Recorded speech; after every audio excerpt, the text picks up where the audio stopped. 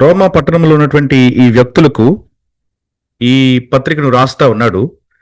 తను ఎవరో, తన సిద్ధాంతాలేంటో వాటిని వారికి వివరిస్తా ఉన్నాడు.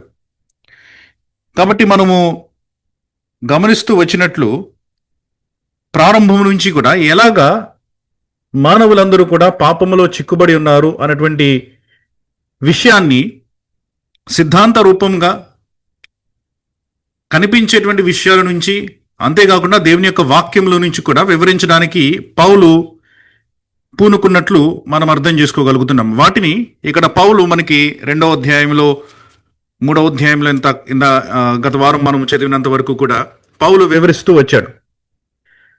పదే పదే మీకు జ్ఞాపకం చేస్తా ఉన్నాను. కారణం ఏంటంటే ఇవి జ్ఞాపకం అయితే మనకి పత్రిక అంతా కూడా సులభం అవుతుంది. కాబట్టి మనము ముందుకు వెళ్తా ఉన్నా సరే వెనక ఒక కన్ను వేసి ఏ సందర్భంలో ఈ మాటలు మనం వింటా ఉన్నామో, పౌలు రాస్తా ఉన్నాడో వాటిని గుర్తుంచుకోవడం మంచిది.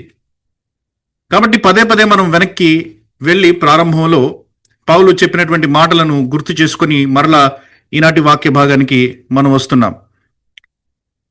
పౌలు సువార్త యొక్క ఆగమనము, దేవుని యొక్క నీతి ప్రత్యక్షపరచబడినటువంటి ఈ యొక్క విధానాన్ని వివరిస్తా ఉన్నాడు. 1వ అధ్యాయము 17వ వచనంలో అతడు అన్నటువంటి మాట, నీతిమంతుడు విశ్వాసం మూలముగా జీవించునని వ్రాయబడిన ప్రకారము విశ్వాసం మూలముగా అంతకంతకు విశ్వాసము కలుగునట్లు దేవుని నీతి సువార్త యందు బయలుపరచబడుచున్నది అన్నటువంటి మాటని రాస్తా వచ్చాడు. కాబట్టి దేవుని నీతి బయలుపరచబడతా ఉన్నది అని పౌలు అక్కడ రాశాడు. పూర్వకాలము సువార్త లేనటువంటి దినాలలో దేవుని యొక్క నీతి ఎలా బయలుపరచబడినది, లేకపోతే మనిషి ఎలా నీతిమంతుడిగా తీర్చబడతాడు అంటే దానికి ఒకే ఒక్క అవకాశం ఉండేది, దేవుని యొక్క ధర్మశాస్త్రాన్ని పాటించుట, పాపము లేకుండా జీవించుట. పాపము లేకుండా జీవిస్తే, మనిషి ధర్మశాస్త్రాన్ని పాటిస్తే అతడు నీతిమంతుడిగా తీర్చబడతాడు, లేకపోతే నీతిమంతుడిగా ఎంచబడతాడు అన్నటువంటి ఆ యొక్క అవగాహన పూర్వకాలపు యూదులలో ఉండేది. అయితే ఇప్పుడు పౌలు నూతనంగా సువార్త అన్నటువంటి ఈ యొక్క క్రొత్త విషయాన్ని అక్కడ ఉన్నటువంటి వ్యక్తులకు చూపిస్తా ఉన్నట్లు అర్థమవుతా ఉంది. అందుకనే పౌలు ఇక్కడ ఈ వివరణ అంతా ఇవ్వాల్సి వస్తా ఉందన్నమాట. సువార్త యొక్క అవసరము ఎందుకు అన్నటువంటి ఆ యొక్క వివరణ ఇవ్వాల్సి వస్తా ఉంది. 3వ అధ్యాయము మీరు చదువుతా ఉంటే మనము తర్వాత వచ్చే వారాల్లో మనము చూస్తాము. ఇక్కడ సువార్త యొక్క 28వ వచనం ఉదాహరణకి 3వ అధ్యాయము 28వ వచనం కనుక మీరు చూస్తే, కాగా ధర్మశాస్త్ర సంబంధమైన క్రియలు లేకుండా విశ్వాసము వలననే మనుష్యులు నీతిమంతులుగా తీర్చబడుచున్నారని ఎంచుచున్నాము అని అంటున్నాడు అనమాట. అంటే 1వ అధ్యాయము 17వ వచనంలో పౌలు చెప్పినటువంటి మాటలను 3వ అధ్యాయము 28వ వచనం దగ్గరికి వచ్చేసరికి కంక్లూడ్ చేస్తా ఉన్నాడు అనమాట. ఇదంతా ఒక్కటే సందర్భంలో జరుగుతున్నటువంటి చర్చ. అందుకని కాబట్టి 1వ అధ్యాయం 17వ వచనంలో సువార్త అవసరమైనటువంటిది అని చెప్తా వచ్చాడు. మనిషి ధర్మశాస్త్రం మూలముగా బ్రతకలేడు అన్నటువంటి ఆ యొక్క విషయాన్ని తెలియపరచడం కోసమని పౌలు 1వ అధ్యాయం 18వ వచనం నుంచి ఇంతవరకు కూడా ఒక ఆర్గ్యుమెంట్ని ఇస్తా వచ్చాడు అనమాట. కొన్ని కారణాలు ఇస్తా వచ్చాడు. మొదటిగా ఆయన ఏమి చెప్పాడంటే, ప్రపంచంలో ఉన్నటువంటి మనుష్యులందరూ కూడా మనం వేరే వేరే విభాగాల కింద వాళ్ళని కనుక విభజించుకుంటే ప్రతి ఒక్కరికి వర్తిస్తుంది. కానీ ముఖ్యంగా వేరే వేరే వర్గాల కింద వారిని కనుక మనం విభజించుకుంటే, అన్యజనులు అన్నటువంటి వారు దేవుడు ఉన్నాడన్నటువంటి సంగతి తెలిసి కూడా, దేవుని యొక్క అదృశ్య లక్షణాలు సృష్టిలో కనిపిస్తున్నాయన్నటువంటి విషయాన్ని గ్రహించి కూడా, దేవుడు సామాన్యుడు కాదు, దేవుడు చాలా గంభీరమైనటువంటి వాడని, దేవుడు పరిశుద్ధుడని, దేవుడు సర్వశక్తి కలిగిన వాడని, ఈ విషయాలన్నింటినీ కూడా సృష్టిలోంచి వారు గమనిస్తూ కూడా వారు దేవునిని కేవలము ఒక మనుష్య రూపంలోనికి, లేకపోతే పురుగు రూపంలోనికి, లేకపోతే జంతువు రూపంలోనికి, లేకపోతే పక్షి రూపంలోనికి మార్చారు. కాబట్టి సజీవుడైనటువంటి దేవుడిని చనిపోయేటువంటి ఒక సామాన్యమైనటువంటి రూపంలోనికి వారిని మార్చారు. కాబట్టి వారందరూ కూడా దౌష్ట్యంలో ఉన్నారు, వారంతా పాపములో ఉన్నారు. ఇలాంటి పాపాత్ములను చూసి ఒకవేళ పాపము చేయనటువంటి, లేకపోతే ఇలాంటి పాపము చేయనటువంటి, విగ్రహారాధన చేయనటువంటి, నేను నీతిమంతుడిని అని అనుకునేటువంటి యూదుడు కానీ లేకపోతే దైవభక్తి కలిగినటువంటి వేరే వ్యక్తి కానీ చూసి అలాంటి వ్యక్తులు ఇలాంటి పాపాలు చేస్తున్నారు అని వారిని ఖండిస్తూ ఉండొచ్చేమో. కానీ వారు చేసేటువంటి పాపాలు అంటే ఉదాహరణకి వ్యభిచారం కానివ్వండి, అబద్ధాలు చెప్పడం కానివ్వండి, అసూయలు కానివ్వండి, ఘర్షణలు కానివ్వండి, కలహాలు కానివ్వండి, ఇలాంటివన్నీ కూడా వారు చేస్తా ఉన్నారు, మీరు చేస్తా ఉన్నారు. కాబట్టి వారికి మీకు వ్యత్యాసం లేదా విషయంలో? కాబట్టి వారు చేస్తున్నటువంటి పాపమే మీరు చేస్తున్నారు, కాబట్టి మీరు కూడా బంధించబడ్డారు అదే పాపములో అని వాళ్ళకి చెప్పాడు.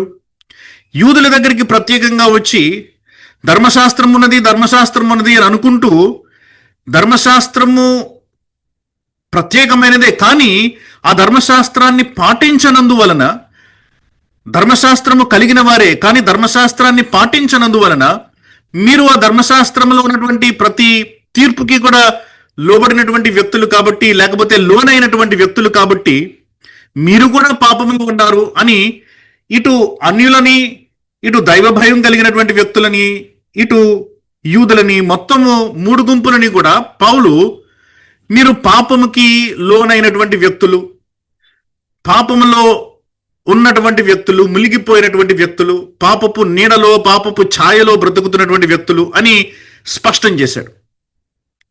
3వ అధ్యాయము మొదటి వచనం నుంచి 8వ వచనం వరకు గత వారం మనం చూసుకున్నట్లు తన యొక్క నార్మల్ డిస్కషన్ నుంచి, ఈ చర్చ నుంచి కొంచెం ప్రక్కకు వెళ్ళాడు. ఎందుకంటే ఎవరికైనా మనసులో వచ్చేటువంటి సామాన్యమైనటువంటి ప్రశ్నలకి కొన్ని జవాబులు చెప్పడం కోసమని, యూదుని యొక్క ప్రత్యేకత గురించి వచ్చేటువంటి ప్రశ్నలకు సమాధానం చెప్పడం కోసమని కొంచెం ప్రక్కకు వెళ్ళాడు. ఇప్పుడు మరలా మనకి ఆ సేమ్ థాట్ ప్రాసెస్ లో కలుస్తున్నాడు అనమాట. అంటే అన్యజనుల్ని నేను పాపం క్రిందకు తీసుకుని వచ్చాను, దైవ భయం కలిగినటువంటి వ్యక్తులని నేను పాపం క్రిందకు తీసుకుని వచ్చాను, అలాగే యూదులని కూడా నేను పాపం క్రిందకు తీసుకుని వచ్చాను. యూదులలో ప్రత్యేకత ఉన్నది కానీ తీర్పు విషయంలో మాత్రం ఆ ప్రత్యేకత లేదు అని అంటూ పౌలు 3వ అధ్యాయం 8వ వచనం దాకా వివరించడం జరిగింది. గత కొన్ని వారాలు మనం ఈ విషయాలనే అర్థం చేసుకున్నాం. ఇప్పుడు అంటున్నాడు అనమాట, 3వ అధ్యాయం 9వ వచనం నుంచి కనుక మనం చదివితే 20వ వచనం వరకు చదువుదాం, కానీ అంతవరకు మనం ఖచ్చితంగా ముగించుకోలేము. బహుశా 3-4 వచనాలు మాత్రమే చదవగలుగుతామేమో. కానీ సందర్భం ఉంది కాబట్టి 3వ అధ్యాయం 9వ వచనం నుంచి 20వ వచనం వరకు మనం చదువుదాం. ఇక్కడ పౌలు అంటున్నాడు, అలాగైనా ఏమందుము, మేము వారికంటే శ్రేష్ఠులమా, తక్కువ వారమా? ఎంత మాత్రమును కాము. యూదులేమి గ్రీసు దేశస్థులేమి అందరూ పాపమునకు లోనై ఉన్నారని ఇంతకు ముందు దోషారోపణ చేసి ఉన్నాము. ఇందును గూర్చి వ్రాయబడినదేమనగా, నీతిమంతుడు లేడు, ఒక్కడునూ లేడు, గ్రహించువాడెవడునూ లేడు, దేవుని వెతుకువాడెవడునూ లేడు, అందరూ త్రోవ తప్పి ఏకముగా పనికి మాలిన వారైరి, మేలు చేయువాడు లేడు, ఒక్కడైననూ లేడు. వారి గొంతుక తెరిచిన సమాధి, తమ నాలుకతో మోసము చేయుదురు, వారి పెదవుల క్రింద సర్ప విషమున్నది, వారి నోటి నిండా శపించుటయు పగయు ఉన్నవి, రక్తము చిందించుటకు వారి పాదములు పరిగెత్తుచున్నవి, నాశనమును కష్టమును వారి మార్గములలో ఉన్నవి, శాంతి మార్గము వారు ఎరుగరు, వారి కనుల ఎదుట దేవుని భయము లేదు. ప్రతి నోరు మూయబడినట్లును సర్వలోకము దేవుని శిక్షకు పాత్రమగునట్లును ధర్మశాస్త్రము చెప్పుచున్న వాటన్నిటినీ ధర్మశాస్త్రములకు లోనైన వారితో చెప్పుచున్నదని ఎరుగుదుము.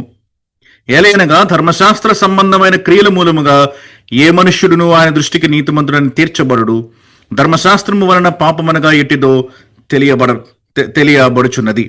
ఇక్కడ వరకు ఒక సందర్భం. తర్వాత కూడా మనం అదే సందర్భంలో ఉంటాం, కానీ 3:20 వరకు మనం చదివి అర్థం చేసుకోవడానికి ప్రయత్నం చేద్దాం. పౌలు 8వ వచనం వరకు కనుక మనం చూస్తే, మొదటి వచనం నుంచి 8వ వచనం వరకు మనం చూస్తే ఇక్కడ అంటున్న మాటలు, యూదునికి కలిగిన గొప్పతనం ఏంటి? యూదుడైనా అన్యుడైనా సరే వాడు దేవుని దగ్గరికి వచ్చి నీతిమంతుడిగా తీర్చబడాలి అన్నటువంటి సమయంలో దేవుడు ఒకటే రకంగా వారికి తీర్పు తీరుస్తున్నాడు అన్నటువంటి విషయాన్ని చెప్తున్నావు. కాబట్టి పౌలు, ఈ యూదుడికి ఉన్నటువంటి ప్రత్యేకత ఏంటి? ఒకవేళ పుట్టుకతో యూదుడైనటువంటి వ్యక్తి డైరెక్ట్ గా పరలోకానికి వెళ్ళకపోతే, లేకపోతే డైరెక్ట్ గా నీతిమంతుడిగా తీర్పు పొందకపోతే ఆ యూదునికి ఉన్నటువంటి గొప్పతనం ఏంటి అన్నటువంటి ఆలోచన కొంతమంది యూదులకి వచ్చింది. అందుకనే పౌలు ఆ ప్రశ్నని తీసుకుని అంటున్నాడు, అన్నిటిలో కూడా అధికమే, ఏది మినహాయిస్తే? రక్షణను మినహాయిస్తే. రక్షణ విషయంలో యూదుడైనా గ్రీసు దేశస్థుడైనా ఏ దేశానికి సంబంధించిన వాడైనా ఒకటే. కానీ మిగతా విషయాలన్నింటిలో కూడా అధికమే. ప్రప్రథమంగా అన్నిటికంటే ముఖ్యంగా గనక మీరు ఆలోచిస్తే ఎందులో ముఖ్యము అనంటే, ఎందులో అధికము అనంటే, దేవోక్తులు దేవుని యొక్క వాక్యము యూదుల పరము చేయబడిను అని అంటా వచ్చాడు. నీతివంతుడుగా తీర్చబడేటువంటి విషయంలో ఒక్క దాంట్లోనే యూదుడు మిగతా వారు సమానులు. దేవుడు పక్షపాతం లేకుండా వీడు యూదుడిగా పుట్టాడు కాబట్టి, వీడు అబ్రహాము సంతానంగా పుట్టాడు కాబట్టి డైరెక్ట్ గా వీడిని పరలోకానికి తీసుకుని వెళ్ళిపోదాం అన్నటువంటి విషయం దేవుడు చేయట్లేదు. కాబట్టి ఆ విషయంలో మాత్రము యూదుడైనా అన్యుడైనా సరే వాడు ఒక్కటే. మిగతా విషయాల్లో యూదులు గొప్పవాళ్ళు అని చెప్పుకుంటూ వచ్చారు. కాబట్టి ఇప్పుడు ప్రశ్న వస్తుంది అనమాట. అందుకని అంటున్నాడు ఇక్కడ, అలాగైనా ఏమందుము. ఈ ఏమందుము అన్నటువంటిది ఎందుకు అంటున్నాడంటే, అలాగైనా ఏమందుము అన్నటువంటి మాట ఎక్కడి నుంచి వస్తా ఉందంటే, కాబట్టి ఇప్పుడు యూదులు మేము అని అంటున్నాడు కదా, ఇక్కడ మేము అని అన్నప్పుడు ఇక్కడ యూదుల గురించి మాట్లాడుతూ ఉన్నాడు అనమాట. ఎందుకంటే పౌలు యూదుడు కాబట్టి ఈ మాటను వింటున్నటువంటి యూదులు అనుకోవచ్చు అనమాట. అయితే అన్ని విషయాలలో మేము శ్రేష్ఠులము, ఒకే ఒక విషయంలో నువ్వు కాదని అంటున్నావు, అదేంటంటే రక్షణ. కానీ 99 విషయాలలో మేము గొప్పవాళ్ళం కాబట్టి ఒక్క విషయంలోనే మేము కొద్దిగా వెనకబడ్డాం కాబట్టి మేము సహజంగా అన్యజనులందరికంటే శ్రేష్ఠులమా అన్న ప్రశ్న మీకు వస్తే, ఆ ప్రశ్నకి సమాధానం ఎలా చెప్పాలి అని అంటే, ఎంత మాత్రమూ కాదు అని చెప్పాలి అని అంటున్నాడు అనమాట. మేము ఒకవేళ యూదుల కంటే, లేకపోతే యూదులు అనుకుంటున్నారు మేము గనక ఒకవేళ అన్యజనుల కంటే గొప్పవాళ్ళము అని ప్రశ్నించుకుంటే, పౌలు యొక్క సమాధానం ఏంటంటే ఎంత మాత్రమూ కాదు అని అంటున్నాడు. ఎందుకంటే మీరు 99 అటుల్లో గొప్పవాళ్ళు కావచ్చు, అతి ముఖ్యమైన దాంట్లో మీరు సమానులు. అది పౌలు యొక్క ఆలోచన అనమాట. దీనిని మనం ఎలా అర్థం చేసుకోవచ్చు అని కనుక మనం ఆలోచిస్తే,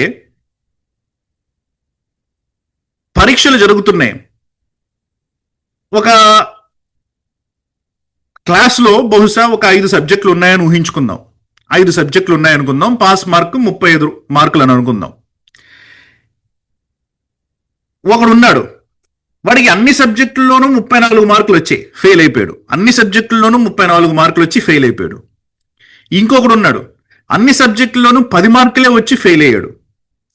ఇప్పుడు ఇద్దరిలో కల్లా ఎవడు గొప్ప అని కనుక మనం ఆలోచిస్తే, నిజానికి ఇద్దరూ ఫెయిల్ అయ్యారు, ఇద్దరూ పాస్ అవ్వలే, 35 మార్కులు ఇద్దరికి రాలే. కాబట్టి ఆ రకంగా మనం చూసినప్పుడు ఒకడు ఎక్కువ మార్కులు సంపాదించుకున్నా వాడు ఫెయిల్ అయినందువలన 34 మార్కులు వచ్చిన వాడు 10 మార్కులు వచ్చినవాడికి పెద్ద తేడా లేదు, ఇద్దరు కూడా సమానమైనటువంటి వ్యక్తులే. కాబట్టి పౌలు అంటున్నాడు అనమాట, మీరు అన్నిట్లో ఎక్కువ మార్కులు సంపాదించుకోవడం వల్ల లాభం ఏంటి? అసలు విషయంలో మనం ఫెయిల్, అసలు విషయంలో అన్యజనులలాగా మనము కూడా ఫెయిల్ అయిపోయినటువంటి వ్యక్తులం. అంటే అసలు విషయంలో, రక్షణ అనేటువంటి విషయంలో అన్యజనులు ఎలా పాపం కింద ఉన్నారో మనం కూడా అలాగే పాపం కింద ఉన్నాం. అన్యజనులు ఎలాగైతే నీతిమంతులుగా తీర్చబడతారో మనం కూడా అలాగే నీతిమంతులుగా తీర్చబడాలి మన యొక్క క్రియలను బట్టి. ఎందుకంటే ఇంకా సువార్త ప్రస్తావన తీసుకుని రాలేదు పౌలు. సువార్త రాకమునుపు, యేసు ప్రభు రాకమునుపు, ధర్మశాస్త్రం క్రింద ఉన్నప్పుడు ప్రతి ఒక్క మనిషి కూడా తను చేసినటువంటి పనులను బట్టి, తన ధర్మశాస్త్రాన్ని పాటించే విధానాన్ని బట్టే కదా నీతిమంతుడిగా తీర్చబడేది, తన యొక్క జీవితాన్ని బట్టి. కాబట్టి ఆ సందర్భంలో ఉన్నటువంటి ఆర్గ్యుమెంట్ ని మాట్లాడుతూ పౌలు అంటున్నాడు, నువ్వు ఎంత గొప్పవాడివని నువ్వు అనుకుంటుంటే ఏంటి? రక్షణ నీకు లేదు కాబట్టి అన్యజనుడిలాగా, నువ్వు డైరెక్ట్ గా పరలోకానికి వెళ్ళట్లేదు కాబట్టి అన్యజనుడిలాగా నువ్వు ఏమాత్రము గొప్ప కాదు, ఎంత మాత్రము కాదు అని అంటున్నాడు అనమాట. అందుకని చెప్తున్నాడు ఇక్కడ, యూదులేమి గ్రీసు దేశస్థులేమి అంటే అన్యులేమి అందరూ పాపమునకు లోనై ఉన్నారు అని అంటున్నాడు. అందరూ పాపమునకు లోనై ఉన్నారు అంటే అందరూ కూడా ఫెయిల్ అయిపోయారు అని అంటున్నాడు. నువ్వు ఎంత గొప్పవాడివైనా సరే, ఉదాహరణకి ఇక్కడ మనకి 3వ అధ్యాయంలో చెప్తా వచ్చాడు, దేవోక్తులు యూదుల యొక్క పరము చేయబడ్డాయి అని. రోమీలకు రాసిన పత్రిక 9వ అధ్యాయము 3వ వచనం నుంచి కనుక మీరు చదివితే అక్కడ ఇంకొన్ని ఇస్తాడనమాట. 9వ అధ్యాయము 3వ వచనం నుంచి చదువుతా ఉంటే ఇశ్రాయేలీల యొక్క ప్రత్యేకత గురించి 4వ వచనం చదువుదాం. లేకపోతే వీరు ఇశ్రాయేలీలు దత్తపుత్రత్వమును, మహిమయు, నిబంధనలను, ధర్మశాస్త్ర ప్రధానమును, అర్చనాచారములను, వాగ్దానములను వీరి పితరులు వీరివారు, శరీరమును బట్టి క్రీస్తు వీరిలో పుట్టెను. ఈయన సర్వాధికారి అయిన దేవుడై ఉండి నిరంతరము స్తోత్రార్హుడై ఉన్నాడు. ఆమేన్ అని అంటున్నాడు. ఎన్ని విషయాలు చెప్పారో చూడండి. అన్యజనులకు లేనటువంటిది యూదులకు ఉన్నటువంటిది. మనకి 3వ అధ్యాయంలో సందర్భం బట్టి ఒక్క ధర్మశాస్త్రము లేకపోతే దేవుని వాక్యం అని మాత్రమే చెప్పాడు, దేవోక్తులు అని మాత్రమే చెప్పాడు.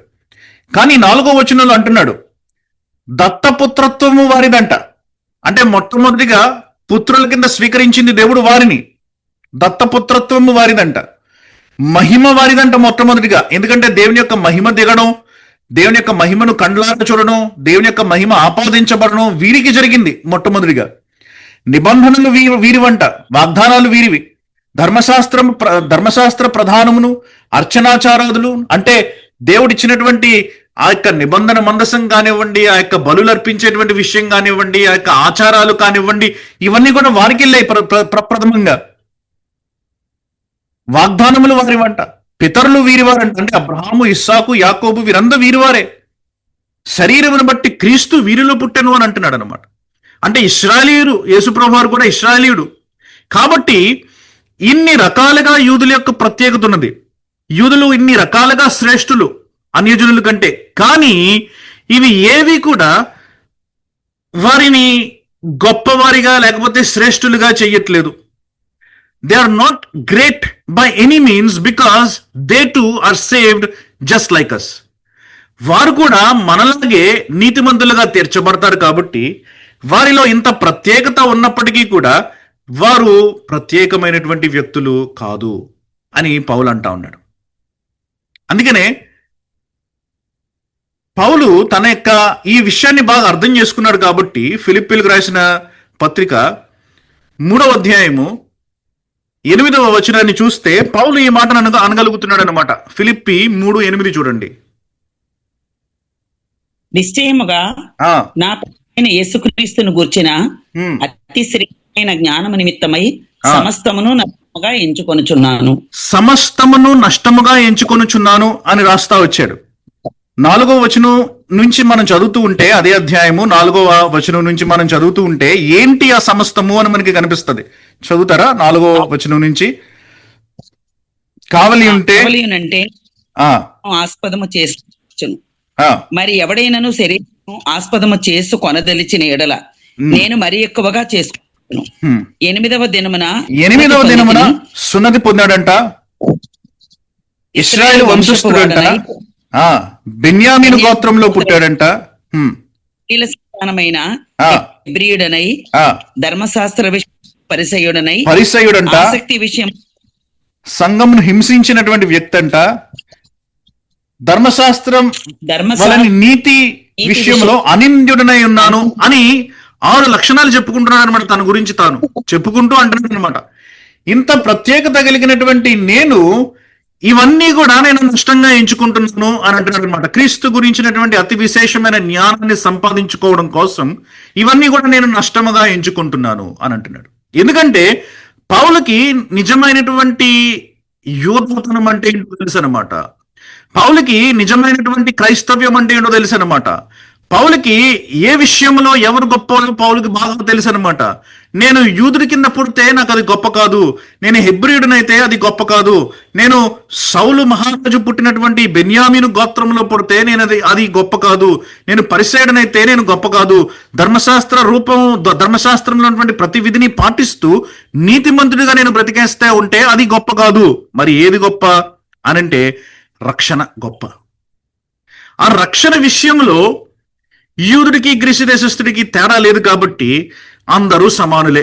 అది పౌలు అంటున్నటువంటి మాట. అందరూ పాపమునకు లోనై ఉన్నారని ఇంతకు ముందు దోషారోపణ చేసి ఉన్నాము. ఇంతకు ముందు అనంటే 1వ అధ్యాయము 18వ వచనం నుంచి మనం 2వ అధ్యాయము చివరి వచనం వరకు మనం చదువుకుంటూ వచ్చాం కదా. ఇంతకు ముందు దోషారోపణ చేసి ఉన్నాము. ఒక్కొక్క గుంపుని తీసుకుని ఎలా దోషారోపణ చేశాడో మనం చూసాం. దోషారోపణ చేశాడనమాట. ప్రతి ఒక్కరిలో ఉన్నటువంటి ఆ పొరపాటుని, ప్రతి ఒక్కరూ చేస్తున్నటువంటి ఆ యొక్క పాపాన్ని బయటకు తీసుకుని వచ్చి చూపించాడు. ఈ కారణాన్న అన్యులు పాపములో ఉన్నారు. ఈ కారణాన యూదులు పాపములో ఉన్నారు.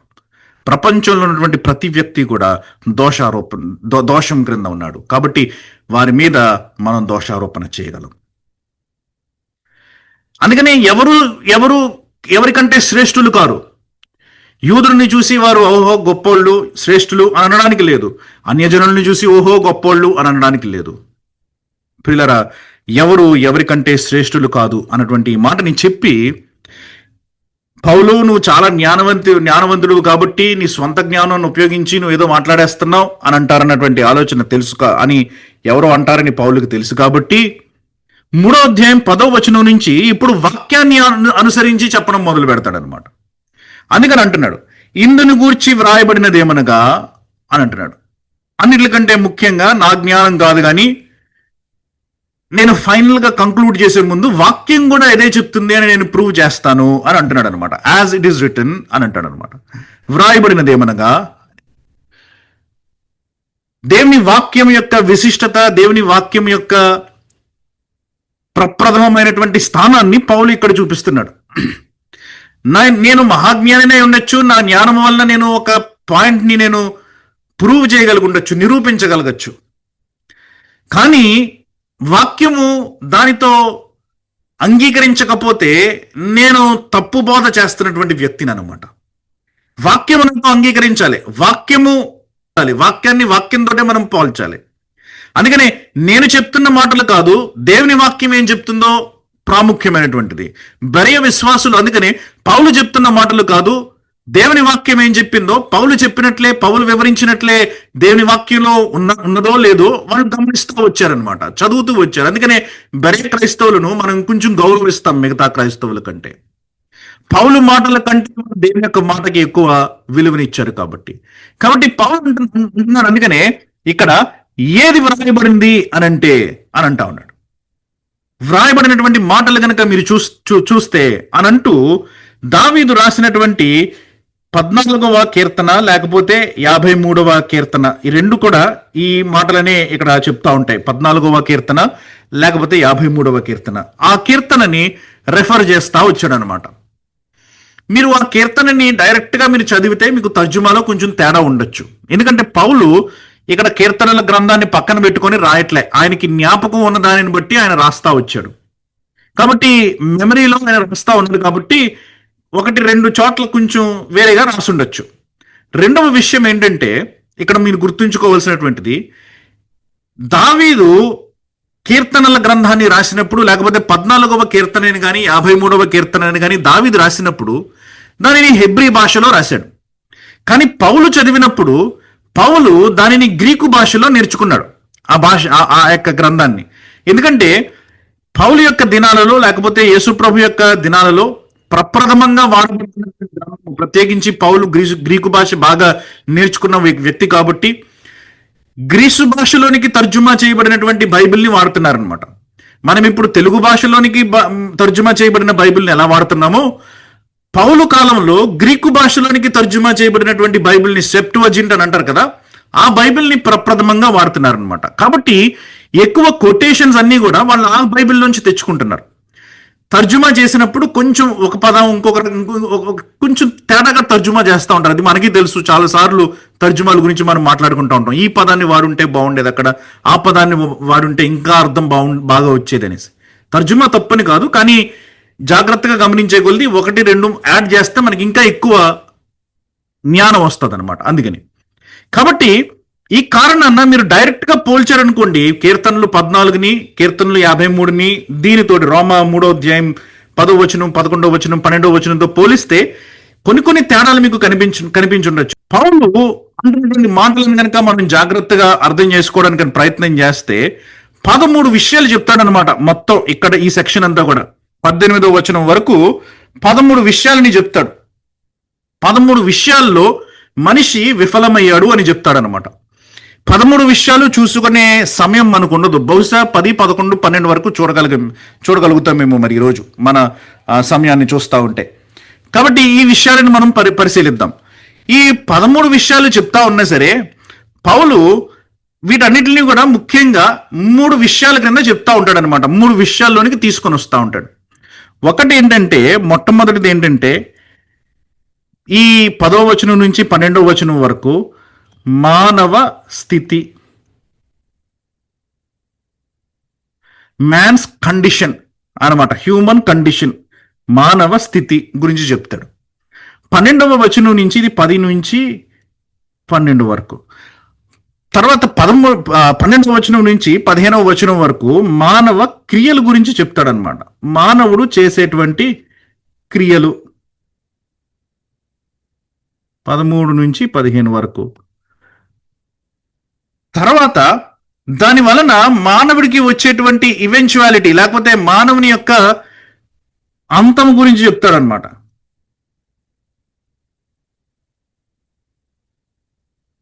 ఇది మనకి సుమారుగా 16 నుంచి 18 వరకు చెప్తాడనమాట. సో ఇవి ఈ 3 సెక్షన్స్ కింద మీరు దీన్ని డివైడ్ చేసుకోవచ్చు. కొంతమంది కామెంటేటర్స్ వేరే వేరేగా డివైడ్ చేసుకున్నారు. నేను చదువుతా ఉన్నప్పుడు నాకు ఇలా అనిపించింది, మానవ స్థితి, మానవ క్రియలు, మానవ అంతము కింద డివైడ్ చేసుకున్నట్టు మనం చూడొచ్చు. ఇంకొంతమంది ఎలా చూస్తారంటే దీనిని మానవుని యొక్క గుణము, హ్యూమన్ క్యారెక్టర్ అని చూస్తారు. మానవుని యొక్క మాటలు, కమ్యూనికేషన్ అని చూస్తారు. ఆ తర్వాత మానవుని యొక్క బిహేవియర్, లేకపోతే బిహేవియర్ అంటే స్వభావము అన్నట్టు చూస్తారనమాట. కాబట్టి 3 రకాలుగా కొంతమంది డివైడ్ చేస్తారు, ఇంకొంతమంది వేరే వేరే రకాలుగా డివైడ్ చేస్తారు. కానీ బేసిక్గా ఈ 3 రకాల కింద మనం చూసుకోవచ్చు. మొట్టమొదటి 10వ వచనం నుంచి 12వ వచనం వరకు ఉన్నటువంటి ఈ మానవ స్థితి అన్నటువంటి ఈ విషయాన్ని మనం గమనిద్దాం. ఇక్కడ పౌలు ఏమంటున్నాడంటే, మనం చూస్తే ఇక్కడ ఫస్ట్ మాట ఏం చెప్తున్నాడంటే, నీతిమంతుడు లేడు అని అంటున్నాడు అనమాట. ఇది మొట్టమొదటి విషయం, పౌలు చెప్తున్నటువంటి వాటిలో మొట్టమొదటి విషయం, నీతిమంతుడు లేడు. తర్వాత అంటున్నాడు, గ్రహించువాడెవడును లేడు అని అంటున్నాడు అనమాట. ఇది రెండవ విషయం. దేవుని వెదకువాడెవడును లేడు అని అంటున్నాడు. ఇది 3వ విషయం. నీతిమంతుడు లేడు మొదటిది, గ్రహించువాడు లేడు రెండవది, దేవుని వెదకువాడు లేడు మూడవది. నెక్స్ట్ వచనం కూడా చూసామంటే అందరూ త్రోవ తప్పారు అంట, ఇది 4వది. అందరూ పనికి మాలిన వారయ్యారంట, ఇది 5వది. మేలు చేయవాడు ఎవ్వడు లేడంట, ఇది 6వది. ఈ ఆరు రాశాడు అనమాట పౌలు. దావీదు కూడా రాశాడు ఈ 6, పౌలు కూడా రాశాడు అనమాట. ఈ 6 విషయాల్ని కోట్ చేస్తా వచ్చాడు. కాబట్టి వీటిని మనం అర్థం చేసుకోవడానికి ప్రయత్నం చేద్దాం. రోమీలకు రాసిన పత్రిక అంతా కూడా పౌలు నీతి గురించే మాట్లాడుతున్నాడు. ప్రారంభం నుంచి మనం చూస్తా ఉంటే నీతి గురించి మాట్లాడుతూ ఉన్నాడు. ఎలా నీతిమంతుడుగా తీర్చబడతాడు మనిషి అన్నటువంటి ప్రశ్నని ట్యాకిల్ చేస్తా వచ్చాడు. కాబట్టి స్టార్టింగ్ లోనే చెప్తా ఉన్నాడు అనమాట. దావీదు అన్నట్లు కూడా, దావీదు కూడా అన్నాడు ఆ మాటనే, నీతిమంతుడు లేడు అని అన్నాడు. ఒక్కడు కూడా నీతిమంతుడు లేడు అని అంటా ఉన్నాడు అనమాట. No one is righteous.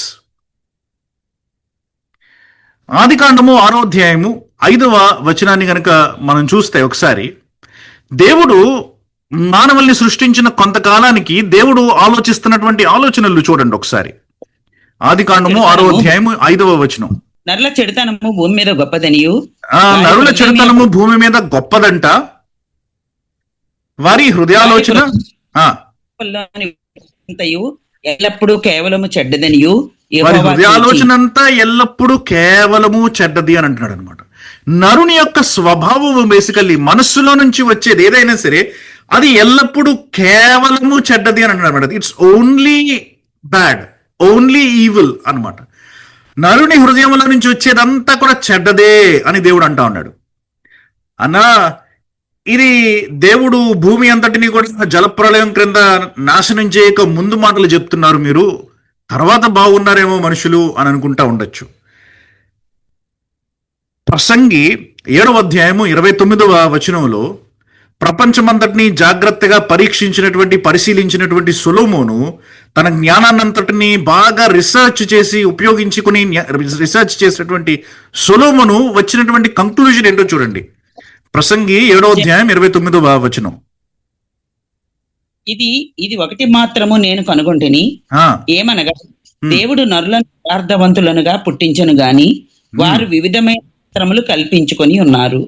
దేవుడు నరులను సృష్టించినప్పుడు వాళ్ళని యథార్థవంతులుగా సృష్టించాడంట. కానీ ఈయన కనుగొన్నప్పుడు, అంటే సొలొమోను యొక్క దినాలలో ఆయన పరిశీలిస్తా వచ్చినప్పుడు నరులను, వారు రకరకాలైనటువంటి అతిక్రమాలను కల్పించుకున్నారంట. పాపము ఎలా చేద్దామా అని నూతనమైనటువంటి పాపము చేసేటువంటి పద్ధతులను వారు కనుగొంటూ వస్తా ఉన్నారంట. క్రొత్త క్రొత్త విషయాలు, క్రొత్త క్రొత్త విధాలుగా, క్రొత్త క్రొత్త అనుభవాలతోటి పాపము చేయడానికి అనేక రకాలైనటువంటి పాపాలని కల్పించుకుని వచ్చారంట మనుష్యులు. అతిక్రమములను కల్పించుకొని వచ్చారంట. దేవుని యొక్క క్రమమును తప్పించేటువంటి అతిక్రమమును సృష్టించారంట మానవులు. సొలొమోను చెప్తున్న మాటలు. 9వ అధ్యాయము 3వ వచనం కూడా చూడండి. అదే ప్రసంగిలో 9వ అధ్యాయము 3వ వచనాన్ని కూడా గమనించండి. అందరికీ ఒక్కటే గతి సంభవించును, సూర్యుని జరుగు వాటన్నిటిలో ఇది బహు దుఃఖకరము, మరియు నరుల హృదయము చెడుతనముతో నిండి ఉన్నది. నరుల హృదయము చదవండి. మందు వెర్రితనముండును. నరుల హృదయం అంట చెడుతనముతో నిండి ఉన్నది అని అంటున్నాడు అనమాట. కాబట్టి తరాలు మారిన, మనుషులు మారిన, దేశాలు మారిన, న్యాయాలు, న్యాయ విధులు, రాజులు, చక్రవర్తులు, ప్రభుత్వాలు ఏది మారినా సరే మనిషి యొక్క పాపపు స్థితి మాత్రం మారలేదు. నీతిమంతుడు ఒక్కడు కూడా లేడు. అందుకనే పౌలు అంటున్నాడు ఇక్కడ, నీతిమంతుడు లేడు అని చెప్తూ మరలా రెట్టిస్తున్నాడు అనమాట. ఒక్కడునూ లేడు అని అంటున్నాడు అనమాట. ఒక్కడునూ లేడు అంటే భూమి మీద, ప్రపంచంలో ఉన్నటువంటి ప్రతి ఒక్కరు పాపం చేస్తున్నారు అని ఆదికాండం 6వ అధ్యాయంలో చెప్తా ఉన్నప్పుడు, కానీ తర్వాత దేవుడు అలా భూమిని చూస్తా ఉన్నప్పుడు నీతిమంతుడిగా ఉండెను, తన నీతిమంతుడిగా ఉండెను అని అన్నట్లు నీతిమంతుడు లేడు కానీ ఇంకొకటి ఎవరు అని చెప్తానేమో అనుకుంటున్నాను. కాదు సుమి, నీతిమంతుడు లేడు, ఒక్కడు కూడా లేడు. ఈ సర్వ సృష్టిని చూస్తా ఉన్నప్పుడు, ఈ సృష్టిలో ఉన్నటువంటి ప్రతి మనిషిని, వాడు ఇప్పుడే పుట్టినటువంటి పసికందు కానివ్వండి, లేకపోతే చావుకి సిద్ధంగా ఉన్నటువంటి 120 ఏళ్ళ ముసలివాడు కానివ్వండి, ఈ వ్యత్యాసమైనటువంటి ప్రపంచంలో స్త్రీ కానివ్వండి, పురుషుడు కానివ్వండి, ఏ దేశానికి సంబంధించిన వాడైనా, తెల్లవాడు నెల్లవాడు, ఎవరిని తీసుకొని వచ్చినా సరే నీతిమంతుడు లేడు, ఒక్కడు లేడు. Good, no one righteous before God. మానవులు మంచి చేయలేరని కాదు అక్కడ అంటా ఉన్నది. మనకి స్వార్థం ఉన్నప్పుడు, మనకి మేలు కలుగుతుంది అని అనుకున్నప్పుడు మంచి చేయడానికి మనకి కేపబిలిటీ ఉంది. కానీ స్వతహాగా మంచి చేసేటువంటి లక్షణము మనలో లేదు. కొన్నిసార్లు మనం జాలిపడి మంచి చేయొచ్చు, కొన్నిసార్లు మనం ప్రేరేపించబడి మంచి చేయొచ్చు, కొన్నిసార్లు తప్పని పరిస్థితులలో మనం మంచి చేయొచ్చు. కానీ స్వతహాగా మనం మంచి చేయలేమన్నమాట. అందుకనే దేవుడు అంటున్నాడు ఇక్కడ, ధర్మశాస్త్రం పరిశుద్ధాత్మ ద్వారా మాట్లాడుతూ, నీతిమంతుడు లేడు, ఒక్కడును లేడు. There is no one righteous. మనలో కూడా నీతిమంతులు లేరు, ఒక్కళ్ళు లేరు. ఇక్కడ వింటున్నటువంటి వారెవరిలో కూడా, మాట్లాడుతున్న నాతో సహా కలిపి ప్రపంచంలో మీకు కనిపించే ఏ వ్యక్తి కూడా నీతిమంతుడు లేడు. మనలో ఎవరిలో నీతిమంతులు లేరు. స్వతహాగా పాపపు ప్రజలము, మనం పాపము చేసేటువంటి వ్యక్తులం. ఒకవేళ ప్రపంచంలో నీతిమంతుడంటూ ఎవరైనా ఉన్నారు, బ్రతికారు అని అంటే, కొరింథీయులకు రాసిన 2వ పత్రిక 5వ అధ్యాయం 21వ వచనం ప్రకారం పాపము ఎరుగని క్రీస్తు. కాబట్టి ఆయన ఒక్కడే నీతిమంతుడు అనమాట. కాబట్టి ఆ నీతి మనకు ఆపాదించబడుతుంది. ఆయన ఒక్కడు తప్ప వేరే నీతిమంతుడు ఎవడు లేడు. కానీ మనలో క్రీస్తుని తీసేస్తే మిగతా ప్రపంచమంతటిలో కూడా నీతిమంతుడు లేడు, ఒక్కడు కూడా లేడు. నీతిమంతుడు లేడు, సరే. తర్వాత అంటున్నాడు అనమాట, గ్రహించువాడెవడునూ లేడు అని అంటున్నాడు. గ్రహించువాడెవడునూ లేడు. There is none who understand what? ఏంటి అర్థం చేసుకోవడం ఇక్కడ? 14వ కీర్తన చూడండి ఒకసారి. 14వ కీర్తన 2వ వచనం చూడండి. ఇంకొకళ్ళు ఎవరైనా సరే 53వ కీర్తన 3వ వచనాన్ని కూడా చూడండి. ఒకళ్ళు 14:2 చదవండి, ఇంకొకళ్ళు 53:3 చదవండి. వివేకము కలిగి దేవుని వెదుకువారు కలరేమో అని యెహోవా ఆకాశం నుండి చూచి నరులను పరిశీలించెను.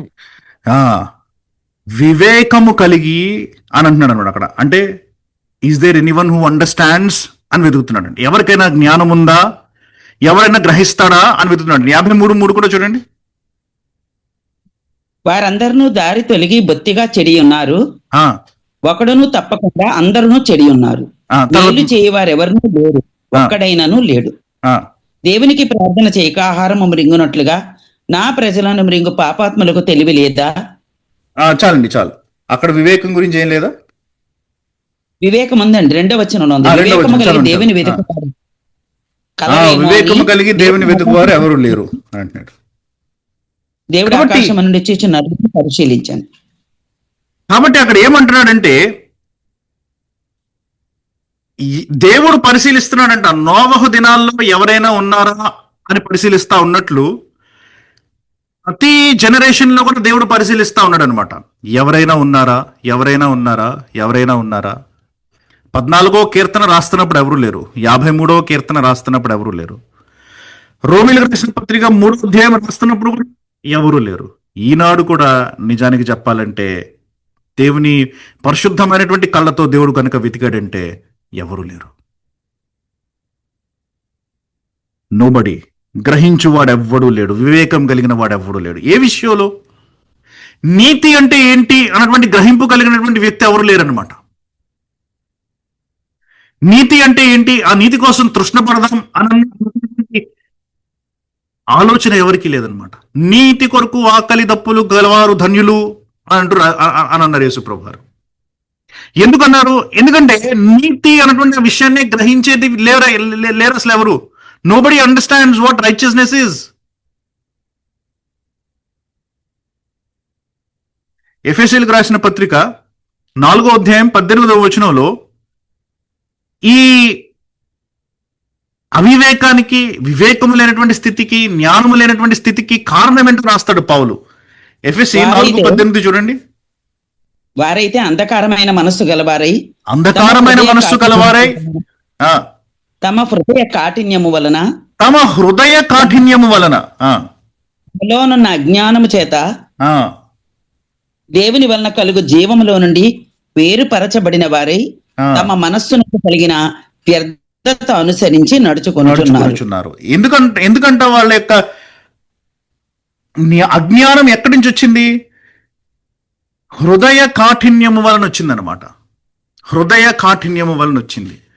హృదయ కాఠిన్యం అంటే ఏంటి? తెలిసినా సరే అంగీకరించలేనటువంటి స్థితి అనమాట.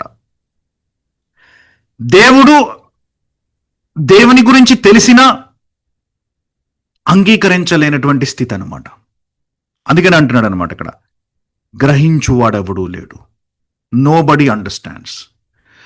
నీతి అంటే ఏంటో గ్రహింపు లేనప్పుడు నీతి కోసం ఆకలి దప్పులు ఎక్కడి నుంచి వస్తాయి? నీతిమంతుడిగా ఎవడు తీర్చబడతాడు నీతి అంటే ఏంటో తెలియనప్పుడు? మనిషి నీతి అంటే తెలియక పాపాన్ని చేసుకుంటూ పోతున్నాడు. నేను నీతిమంతుడినే అని అనుకుంటూ ఉంటున్నాడు అనమాట. అందుకనే పౌలు అంటున్నాడు మొట్టమొదటిగా, మానవులలో నీతిమంతుడు ఎవ్వడూ లేడు. ఒక అడుగు క్రిందకి దిగి చూసామంటే నిజానికి నీతి అంటే ఏంటో గ్రహింపున్నటువంటి వ్యక్తి కూడా ఎవడూ లేడు. ఇంకా క్రిందకి వెళ్తున్నాడు. దావీదు వెళ్ళాడు, పౌలు వెళ్తున్నాడు. 3వ మాట అంటున్నాడు, గ్రహించువాడెవడూ లేడు అంటున్నాడు. దేవుని వెతుకువాడెవడూ లేడంట. దేవుని వెతుకువాడెవడూ లేడంట. ప్రపంచంలో ఇన్ని మతాలున్నాయి. సంవత్సరం అక్కడ పుష్కరం అంటాం, ఇక్కడ పుష్కరం అని అంటాం. ఈ దేవత దేవాలయానికని వెళ్తారు, ఈ దేవత దేవాలయానికని వెళ్తారు. క్యాథలిక్లేమో అక్కడ చర్చ్ కని, అక్కడ కెథీడ్రల్ అని అంటారు, ఇక్కడో చర్చ్ అని అంటారు, ఆ గుణదలు వెళ్దామని అంటారు, వాటికన్కి వెళ్దామని అంటారు. ముస్లింలేమో హజ్ అని అంటారు, లేకపోతే ఆ యాత్ర అంటారు, ఈ యాత్ర అంటారు, అదంటారు, ఇదంటారు. కానీ దేవుని యొక్క వాక్యం ఏం చెప్తా ఉందంటే, there is no one who seeks God. దేవునిని వెతికేటువంటి వ్యక్తి ఎవడూ లేడంట. మరి ఇదేంటి? వీళ్ళంతా ఎవరిని వెతుకుతున్నారు? తాము సృష్టించుకున్నటువంటి దేవుళ్ళని వెతుక్కుంటున్నారనమాట. Not the true God. సత్యమైనటువంటి దేవుణ్ణి పెట్టేసి సత్యము కానటువంటి దేవుళ్ళని వెతికేటువంటి ప్రజలు అనమాట వీళ్ళు. తాము సృష్టించుకున్నటువంటి దేవుళ్లను వెతికేటువంటి వ్యక్తులు అనమాట వీళ్ళు. దేవుణ్ణి వెతకట్లే వీళ్ళంతా. ఎందుకో తెలుసా? తాము సృష్టించుకున్నటువంటి దేవుళ్ళు తమ యొక్క రూపంలో చేసుకున్నారు వారిని. మానవుడు సృష్టించినప్పుడు దేవుడిని వాడికి కనిపించేటువంటి రూపంలో వాడు దేవుడిని చేసుకున్నాడు. వాడికి అర్థమైనటువంటి స్థితిగతులను ఆ దేవుడికి ఆపాదించాడు. అందుకనే దేవుళ్ళు పుడతారు, దేవుళ్ళు చనిపోతారు. అందుకనే దేవుళ్ళు పెళ్లి చేసుకుంటారు, దేవుళ్ళు వ్యభిచారం చేస్తారు, దేవుళ్ళు మానవుల్ని చంపుతారు, దేవుళ్ళు అబద్ధమాడతారు. ఎందుకంటే మనిషి ఎలాగో ఆ పోలికలో వాడిని నిర్మించుకున్నారు కాబట్టి. దేవుని పోలికలో మనిషిని సృష్టించడం కాదు, మనిషి పోలికలో దేవుణ్ణి సృష్టించుకున్నారు వీళ్ళు. కాబట్టి వీళ్ళకి కావలసినటువంటి ప్రతిదాన్ని కూడా ఆ దేవుని యొక్క ప్రతిబింబంలోనికి దూర్చారనమాట, ఆ దేవుని యొక్క బ్యాక్ స్టోరీలోకి దూర్చారనమాట. వీళ్ళకి అవసరమైనటువంటి పాపాలన్నీ కూడా దేవుడి చేత చేయించారనమాట. తద్వారా ఆ పాపాలన్నీ కూడా వీళ్ళు చేయొచ్చని. పతనమైపోయినటువంటి స్వభావం అందుకనే మనిషి దేవుణ్ణి వెతకట్లేదు సుమి. ఇలాంటి ప్రతి చోటకి వెళ్తా ఉన్నప్పుడు ఇట్స్ నాట్ గాడ్ కాన్షియస్నెస్. తమ రూపములో సృజించుకున్నటువంటి దేవుళ్ళు కానటువంటి వారిని పూజించడం కోసం వెళ్తున్నారు, లేకపోతే తమ్మును తామే పూజించుకోవడం కోసం వెళ్తున్నారు అనమాట ఇన్ రియాలిటీ. ప్రియులారా, అందుకనే వాక్యం చెప్తా ఉన్నది, ఎవరో భజన చేసేస్తా ఉంటే, ఎవరో చాలా నిష్టగా బ్రతికేస్తా ఉంటే ఎంత దైవభయం కలిగిన వాళ్ళు అని అనుకోద్దు సుమి. దేవుడే లేనప్పుడు దైవభయం ఎక్కడి నుంచి వచ్చింది? దేవుని వెతుకువాడు ఎవడూ లేడు వాక్యం. అందుకనే నో వన్ సీక్స్ గాడ్. కాబట్టి నీతిమంతుడు లేడు, గ్రహించేవాడు కూడా లేడు. గ్రహింపే లేనప్పుడు ఇక వెతకడం ఎక్కడి నుంచి వస్తుంది? తెలిస్తే కదా నీతిని దేవుడు ఇస్తాడన్నటువంటి ఆలోచన ఉంటే కదా. కాబట్టి ఈ 3 స్థితులు వాళ్ళలో ఉన్నాయి కాబట్టి ఆ స్థితి ఇంకా భయంకరమైనది అనమాట. ఎలాగైందనమాట, వీళ్ళు ఇప్పుడు నీతిమంతులు కాకపోవడం, లేకపోతే గ్రహింపు లేకపోవడం, లేకపోతే దేవునిని వెతకడం లేనటువంటి స్థితి కాదనమాట. ఇప్పుడు వీళ్ళది ఎలాంటి వాళ్ళు అనమాట, త్రోవ తప్పినటువంటి స్థితిలోనికి వెళ్ళిపోయారు అనమాట. They are not sitting idol. పోనీలే వీడి నీతిమంతుడు కాదు, పోనీలే వీడికి జ్ఞానం లేదు, వెర్రోడు, పోనీలే వీడికి పెద్ద తెలియదు అని అనుకోవడానికి లేదు. వీడి ఇప్పుడు ఏం చేస్తున్నాడు? త్రోవ తప్పాడంట. త్రోవ తప్పడం అని అంటే వెళ్ళాల్సిన దారిలో కాక పక్క దారిలోనికి వెళ్ళడం. నిర్గమకాండం 32వ అధ్యాయము 8వ వచనం చూడండి ఒకసారి. నిర్గమకాండం 32వ అధ్యాయము 8వ వచనం.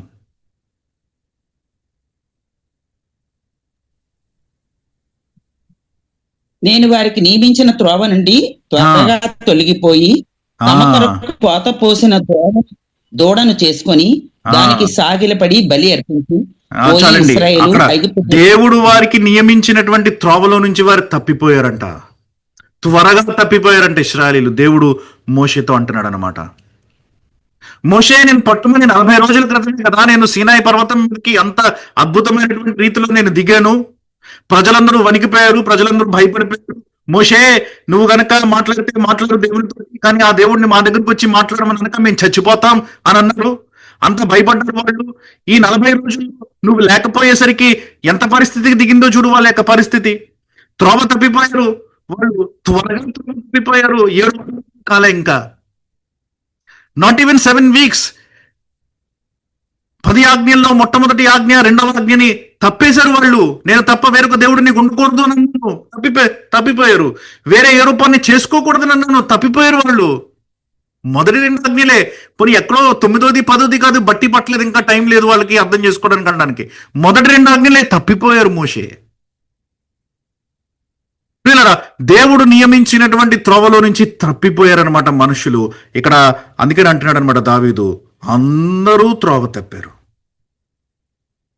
ఒకళ్ళు కాదు, 2 కాదు, అందరూ త్రోవ తప్పారు. ఇశ్రాయేలీయుల్లో కొంతమందే కాదు, అందరూ త్రోవ తప్పారు.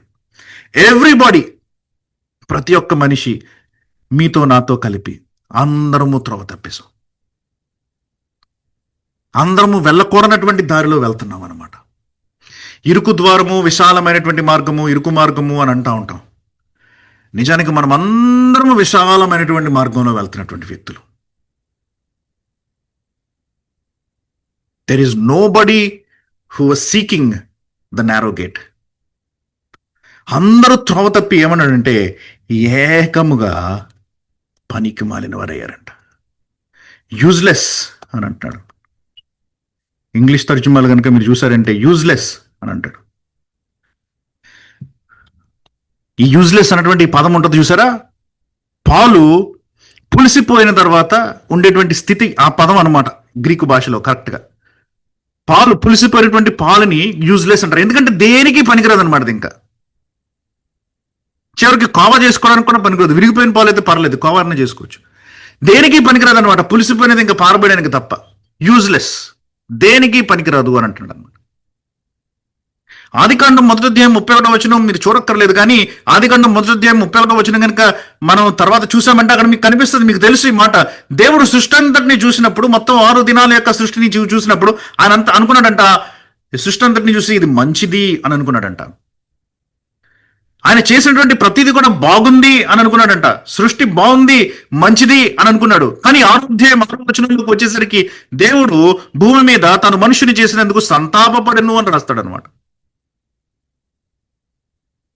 మంచిది అయినటువంటి సృష్టి సంతాపపడేటువంటి పరిస్థితికి ఎలా వచ్చింది? మంచిది అయినటువంటి సృష్టి దేవునికి అంత బాధని కలుగు చేసేటువంటి పరిస్థితికి ఎలా వచ్చింది? ఎందుకంటే మనుషులందరూ త్రోవ తప్పి పనికి మాలిన వారైపోయారనమాట.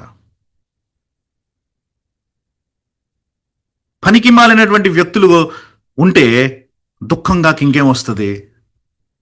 పనికి మాలిన వారైపోయారు అనమాట. అందుకని మనం దేవుని హృదయాన్ని బాగా దుఃఖ పెట్టేటువంటి వ్యక్తులుగా ఉండేవారు మనం అందరూ కూడా. తర్వాత అంటున్నాడు అనమాట, మేలు చేయువాడు ఒక్కడును లేడు. ఇక్కడ ఈ మేలు అన్నటువంటి ఈ పదం ఇంగ్లీష్లో గుడ్ అని ట్రాన్స్లేట్ చేస్తారు. ఇంకా కరెక్ట్గా చెప్పాలంటే మంచి అని మనం అనుకోవచ్చు అనమాట. మంచి చేసేవాడు ఎవడు లేడు, ఒక్కడు కూడా లేడు. ఎంత భయంకరమైనటువంటి స్థితికి మనిషి వచ్చాడో చూడండి. ప్రపంచంలో ఉన్నటువంటి ఏ మనిషిని తీసుకున్నా సరే ఇదే స్థితిలో ఉన్నాడు అనమాట. వాడిలో నీతి లేదు, నీతిమంతుడు కాదు, వాడు కనీసం నీతి అంటే ఏంటో కూడా గ్రహింపున్నటువంటి వ్యక్తి కాదు. దేవుడి గురించి తెలుసు సుమి, మర్చిపోద్ది. దేవుడి గురించి తెలుసు, ఎందుకంటే ఆయన యొక్క అదృశ్య లక్షణాలు బయట ప్రజలందరికీ కూడా బహిర్గతంగా కనిపిస్తా ఉన్నాయి. కాబట్టి దే నో అబౌట్ గాడ్. దేవుని గురించి గ్రహించినటువంటి స్థితి కాదు ఇది. నీతిని గురించి గ్రహించినటువంటి స్థితి. నీతిమంతుడు లేడు, నీతి అంటే ఏంటో గ్రహించేటువంటి స్థితి లేదు. దేవుడు ఉన్నాడని తెలిసినా వెదికేటువంటి స్థితి లేదన్నమాట.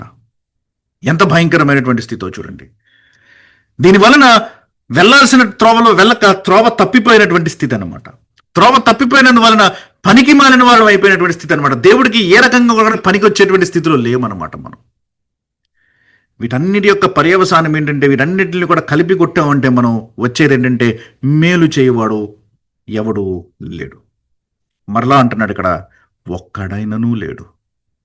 ఇక్కడ అన్నాడు కదా, నీతిమంతుడు లేడు, ఒక్కడైనను లేడు.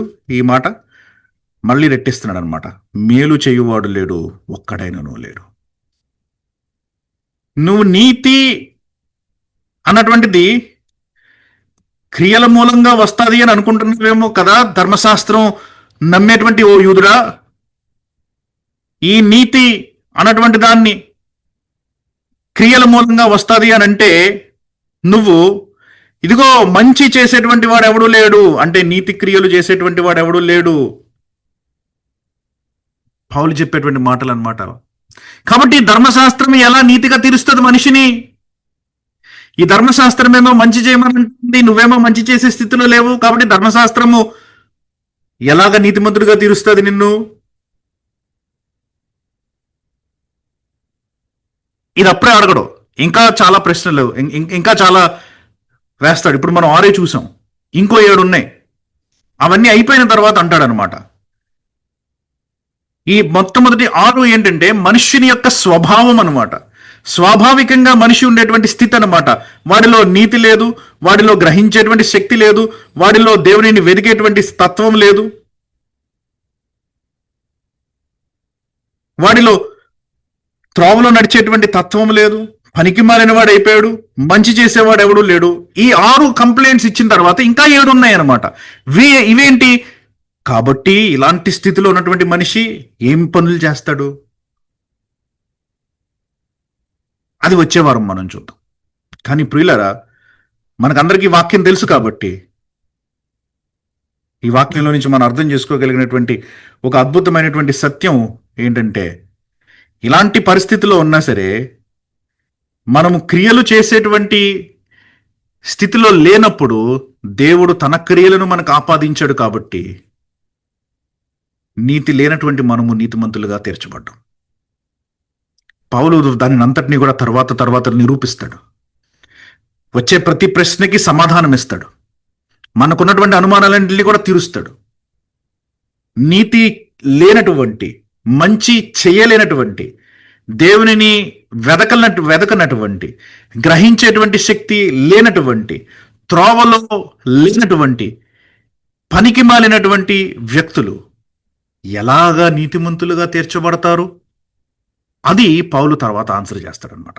కానీ దానికి ముందు మనం ఇంకొక 2 వారాల్లో పౌలు ఇచ్చే కంప్లైంట్స్ చూడాలి. ఎంత దౌర్భాగ్య స్థితికి మానవ జాతి వెళ్ళిపోయిందో, ఎక్కడి నుంచి దేవుడు వాళ్ళని పైకి తీసుకుని రావాలో, సువార్త తప్ప ఎందుకు ఏది ఆ క్రియ చేయలేదో, నీతిమంతులుగా తీర్చలేదో మనకి పౌలు తర్వాత బయలుపరుస్తాడు. అందరూ తలలు వంచి కళ్ళు మూసుకుంటే ప్రార్థన చేసుకుని ముగిద్దాం. పరిశుద్ధమైన దేవా, దౌర్భాగ్యులమైనటువంటి మమ్మును, ప్రత్యేకించి నన్ను, ఏమాత్రము నీతి లేనటువంటి నన్ను, కేవలము మీకు విరోధిగా ఉన్నటువంటి నన్ను, మేలంటే మంచంటే తేలినటువంటి నన్ను, మిమ్మల్ని వెదకనటువంటి నన్ను, మమ్మల్ని అందరినీ కూడా మీరు రక్షించారు. ఒకవేళ ఎవరైనా మీ యొక్క అద్భుతమైనటువంటి ప్రేమను తెలుసుకోకుండా ఉంటే ఇక్కడ దయచేసి వారితో మాట్లాడండి, వారి హృదయాలను తాకండి. మీ ప్రేమను రుచి చూసేటువంటి గొప్ప కృపను వారికి అనుగ్రహించండి. ప్రభా, దేవుని వెతుకుతున్నామని అనుకుంటూ మా యొక్క ఆశల్ని వెతుక్కున్నటువంటి వ్యక్తులం మేము. దైవభయం కలిగి ఉంది అని అనుకుంటూ మా సొంత కోరికల్ని తీర్చుకుంటున్నటువంటి వ్యక్తులం మేము. అయినప్పటికీ మీ కృపను బట్టి మమ్మల్ని రక్షించారు. ఇప్పటి వరకు మమ్మల్ని స్థిరపరిచి నడిపించారు. అందుని బట్టి స్తోత్రాలు. ఎవరైనా ఒకవేళ మాలో పాపంలో ఇంకా ఇటు అటు కనుక కొట్టుకుంటూ ఉంటే దయచేసి వారిని సంధించండి, వారితో మాట్లాడండి. మీ పరిశుద్ధాత్మ తప్ప మమ్మల్ని ఎవరు నిలబెట్టలేరు. మీ స్వరము వినిపిస్తేనే మేము బ్రతుకుతాం.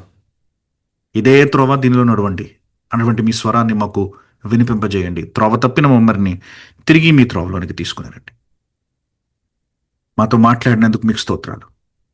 మీ బిడ్డలందరినీ ఆశీర్వదించండి ప్రభా. రాలేకపోయిన వారిని కూడా జ్ఞాపకం చేసుకోండి ప్రభా. ఈ సమయం మాకు ఆశీర్వాదకరంగా ఉంచారని నమ్ముతున్నాను. ఈ నూతన సంవత్సరంలో 10 రోజులు మా మీద నుంచి దొర్లిపోయి మిమ్మల్ని మహిమపరిచేటువంటి స్థితిలో, మిమ్మల్ని ఘనపరిచేటువంటి స్థితిలో మేము ఈ సంవత్సరం అంతా కొనసాగగలుగుటకు సహాయం ఇవ్వండి. మీకే లెక్కలేని వందనాలు, స్తుతులు, స్తోత్రాలు. మా శారీరకమైనటువంటి, భౌతికమైనటువంటి అవసరతలన్నీ కూడా మీరు మాకు తీరుస్తారని, మాకు మీరు చేసినటువంటి వాగ్దానాలన్నీ కూడా అవునన్నట్టుగానే ఉన్నాయి కాబట్టి ఆ వాగ్దానాల మీద ఆశ మేము ఆనుకొని మేము అడిగినప్పుడు ఆ వాగ్దానాలు నెరవేరుస్తారన్నటువంటి గ్రహింపుతో మేము ముందుకు వెళ్తా ఉన్నాం. కాబట్టి అట్టి విశ్వాసమును, అట్టి జీవితమును మాకు అనుగ్రహించి మీ సన్నిధిలో నేర స్థాపన చేయబడని మనస్సాక్షితో నిలబడి అడిగేటువంటి వ్యక్తులుగా మేము ఉండగలిగినట్లు మమ్మల్ని తీర్చిదిద్దవలసిందిగా ప్రార్థిస్తూ త్వరలో రాని యేసుప్రభు అతి శ్రేష్టమైన నామమున ఈ ప్రార్థన అడిగి వేడుకుంటున్నాను తండ్రి. ఆమేన్.